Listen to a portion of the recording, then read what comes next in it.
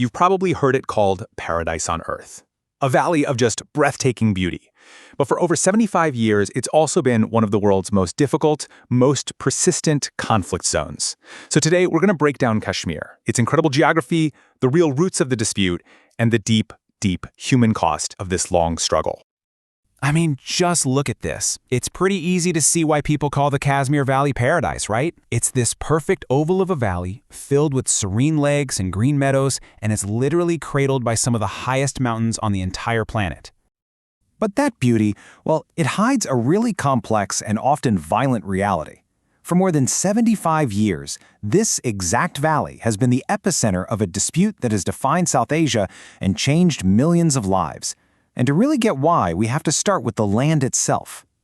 So, let's start with the geography, because in this story, you got to understand the mountains and the valley, they aren't just a pretty backdrop. No, they actively shape the culture, the economy, and the conflict itself. See how it's completely surrounded by these enormous mountain ranges? You've got the Pir Panjal to the south and the Great Himalayas up north. This basically creates what you could call a half-closed ecosystem. And what that does is give the valley its own distinct climate, its own culture, and its own identity, totally separate from the areas around it like Jammu and Ladakh. Now here's a really unique feature of this landscape, something called the Kariwas. Okay, so you can think of them as these flat-topped hills. They're actually the leftovers of a massive prehistoric lake that used to fill the entire valley. And their soil? It's absolutely crucial for one of Kashmir's most famous products. That's right, saffron. The legendary Kashmiri saffron, famous all over the world for its incredible aroma and that deep red color, it only grows in these very specific soils. And believe me, it is way more than just a crop. It's a huge part of Kashmir's economy and a massive source of cultural pride. But the quiet beauty of those saffron fields is a world away from the region's political history. So now we have to pivot. Let's go back to 1947 and see how this whole conflict got started. So, in 1947, the partition of British India just rips the subcontinent apart, and the princely state of Jammu and Kashmir is in a unique spot. It's a Muslim-majority population, but it's ruled by a Hindu Maharaja.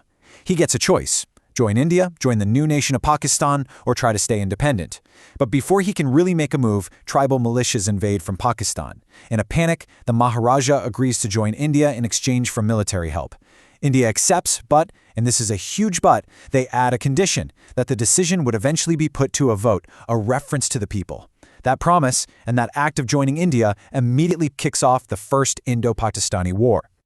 And that first war? Well, it wasn't a one-off. It basically set the template for what would happen for decades to come, creating a near-permanent state of military standoff. The ceasefire that ended that first war in 1948 established what we now call the Line of Control, or the LOC. Now, it's so important to understand this. This is a military line. It is not an official, internationally recognized border. It's the de facto frontier that has split the region for over 70 years. And this line of control has been the flashpoint again and again. In 1965, another war just ended in a stalemate. In 1971, a huge conflict basically just reaffirmed the LOC. And then in 1999, the Kargil War saw India fighting to push back a major infiltration. Do you see the pattern here? Every single war ends in a kind of military deadlock. The battle lines get harder, but the core political problem, it never gets solved. You know, beyond the maps and the military history, this is a story about people.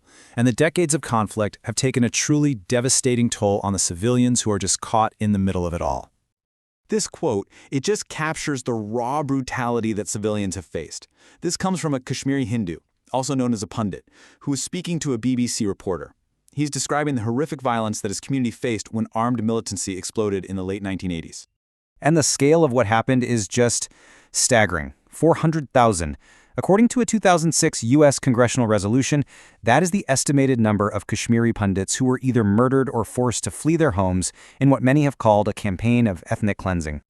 And it's really crucial to be clear here. Independent human rights organizations have documented severe abuses committed by all sides in this conflict. On the one hand, reports have cited Indian security forces for things like torture and using indiscriminate force. And on the other hand, militant groups have been accused of just horrific abuses against civilians, including that ethnic cleansing of the Pandit minority. This grim reality is reflected in the ratings from watchdogs like Freedom House for both the Indian and Pakistani-administered sides of Kashmir. So all of this brings us to today, where Kashmir is still a land divided, and its future is still a really contentious and unresolved question. Today, the territory of that original princely state is basically split three ways. India administers about 55% of it, including the most populated part, the Kashmir Valley. Pakistan controls around 30%, and China holds the last 15% up in the strategic northeast. At the heart of this whole diplomatic stalemate are these two completely opposite positions. India's official view is that Jammu and Kashmir is an inseparable part of the country, based on that legal document signed way back in 1947. Pakistan, on the other hand, insists on using those early UN resolutions that call for a plebiscite, a vote, to let the Kashmiri people themselves decide their own future.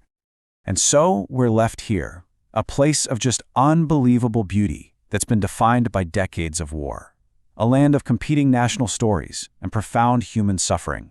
And the central question, it remains just as urgent and just as unanswered as it was in 1947. For a place so deeply broken, what is the path to a lasting peace?